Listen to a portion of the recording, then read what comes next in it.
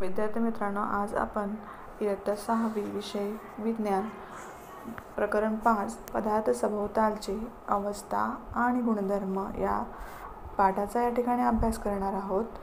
तर आपल्याला पाणी हे निसर्गाकडून मिळते.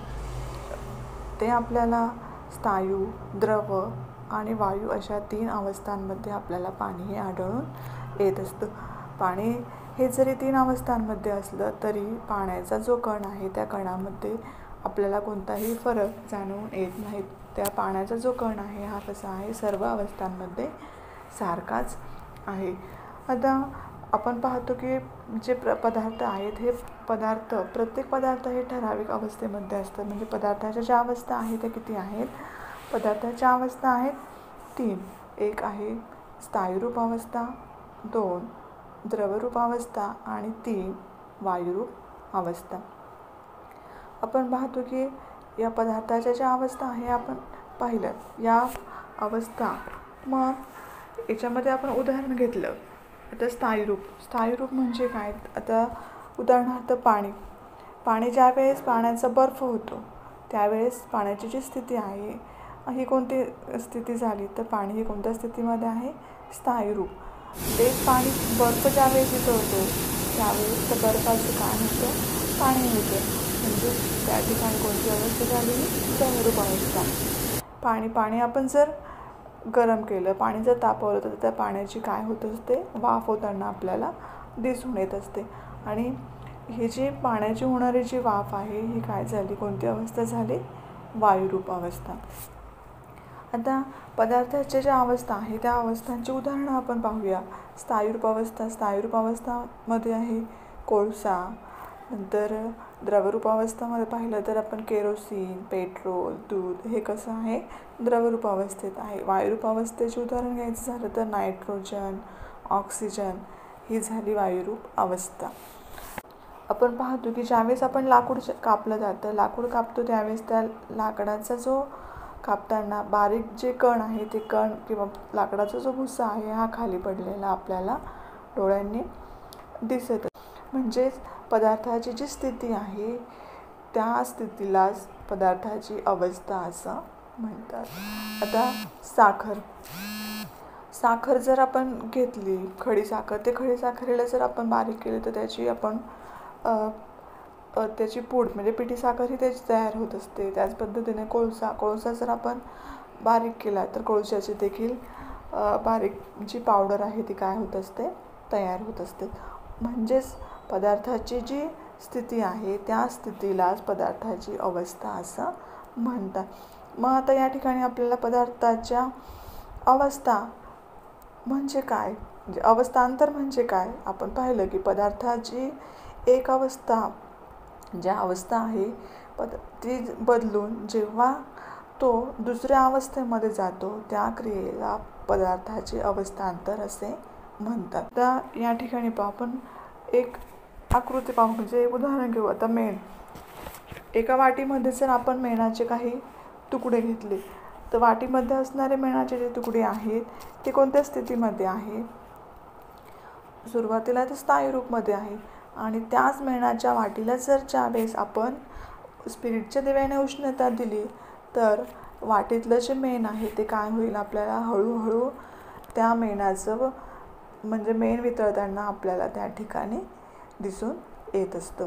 नंतर त्या मेणाची काय झालेलं आहे? अवस्थांतर हे झालेलं आहे.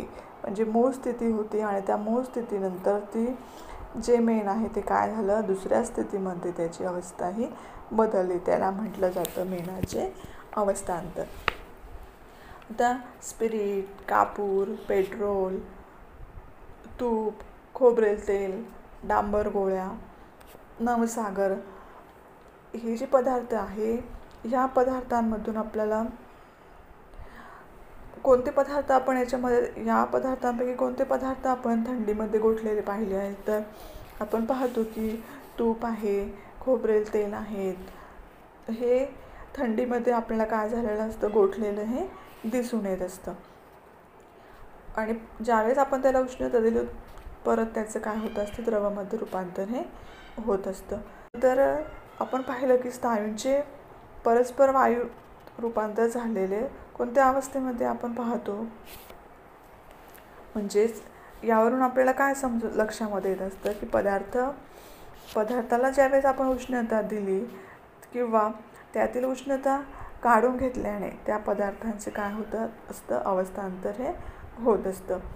आपण उदाहरणार्थ घेतलं, आपण लोखंडाचा तुकडा घेतला, तर हा जो लोखंडाचा तुकडा आहे, ह्या लोखंडाच्या तुकड्याला काय आहे, स्वतःचा आकार असतो.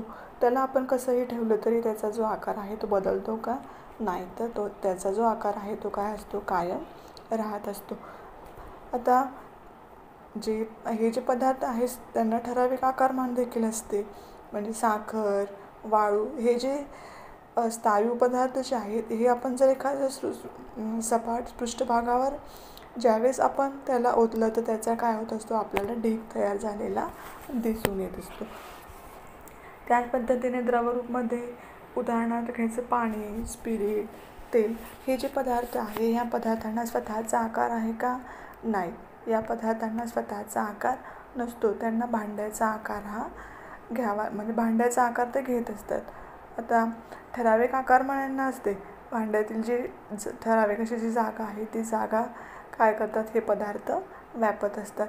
आपण जर सपाट पृष्ठभागावर हे पदार्थ जर ओतले तर ते आपल्याला काय होतं, एका ठिकाणी जमा झालेले दिसतात का? नाही, तर ते काय होत असतात, उताराच्या दिशेने आपल्याला पसरताना काय होत असतात, दिसून येत असतात. आणि स्थायू पदार्थ जर आपण एका ठिकाणी ओतले तर त्याचं काय होत असतो, आपल्याला ढीग तयार झालेला दिसत असतो. आता वायुरूपचं उदाहरण घ्यायचं झालं तर हवेला देखील स्वतःचा आकार हा नसतो. उपलब्ध असलेली सर्व जागा आहे ही जागा काय करत असते, हवा ही व्यापत असतात. आणि ठराविक आकारमान देखील त्याला नसतं. भांड्यात बंदिस्त वायूवरील दाब कमी जास्त जर केला तर त्याचं जो आकारमान आहे ते काय होत असतं, कमी जास्त होताना आपल्याला दिसत असतं. मग पुढचा मुद्दा आहे आता उष्णता आणि अवस्थांतर. आता आपण पाहिलं की अवस्थांतर हा पदार्थामधील उष्णतेचा परिणाम आहे हे आपण शिकलेलं आहोत. मग पदार्थाला जर उष्णता मिळाली की त्याचे स्थायूचे द्रवात तर द्रवाचे वायूमध्ये रूपांतर हे होत असते. आणि त्याच पद्धतीचा पदार्थ हा जर थंड होत गेला तर त्याची जी उष्णता आहे ही काय होत असते, कमी झाली की हे जे वायूचे काय होत असते परत द्रवात, तर द्रवाचे स्थायूमध्ये रूपांतर हे होत असतं. आता आपण या ठिकाणी एक उदाहरण पाहू. पाण्याने भरलेले भांडे जर ज्यावेळेस आपण शेगडीवर ठेवल्यावर लगेच ते पाण्याची काय होत असते, वाफ होत असते. तर ही वाफ काय होते, ते पाणी काय होत असतं, शेगडीवर ठेवल्यावर ते पाणी काय होतं, उकळू लागतं आणि पाणी उकळल्यावर त्या पाण्याची वाफ ही होत असते. आणि तेच पाणी जर आपण फ्रीजमधले ठेवला तर लगेच काय होतं, त्या पाण्याचा बर्फ झालेला आपल्याला दिसून येत असतं. म्हणजेच पदार्थाला आपण काही विशिष्ट प्रमाणामध्ये उष्णता दिली किंवा त्यातील काही विशिष्ट उष्णता काढून घेतली तर त्याचे काय होत असतं, अवस्थांतर हे होत असतं. म्हणजे पदार्थाला उष्णता दिल्यावर तो किती गरम होतो किंवा उष्णता जर आपण काढून घेतली तर तो किती प्रमाणावर थंड होतो यावर त्याचं अवस्थांतर हे अवलंबून असतो. आता पदार्थ हे किती गरम आहे किंवा किती थंड आहे हे आपल्याला कसं समजेल? आपण पाहतो की जर आपण तापमापीच्या सहाय्याने आपण ते जे ताप आहे ते काय करत असतो, मोजू शकत असतो. तर पदार्थाला उष्णता मिळाली की तो काय होतो, गरम होतो. म्हणजेच काय होतो, तो तापत असतो. पाणी किती तापले याचा अंदाज घेण्यासाठी आपण काय करतो, त्यात बोट किंवा हात बुडवतो. परंतु ज्यावेळेस आपण त्याच्यामध्ये बोट किंवा हात बुडवला तर त्याचं जे मोजमाप आहे हे मोजमापामध्ये अचूकताही नसते. म्हणजेच पदार्थ तापलेला असला तर आपल्या हाताला काय होईल, त्याच्याने चटका लागून आपल्याला इजाही होऊ शकत असतं. म्हणजेच तापमान मोजण्यासाठी आपण काय करत असतो, तापमापीचा वापर हा केला जात असतो. तापमान मोजण्यासाठी अंश सेल्सिअस हे एकक वापरलं जात असतं. मग वेगवेगळ्या प्रकारच्या तापमाने आपल्याला पाहायला मिळतात. आता जर आपण पाहिलं सध्या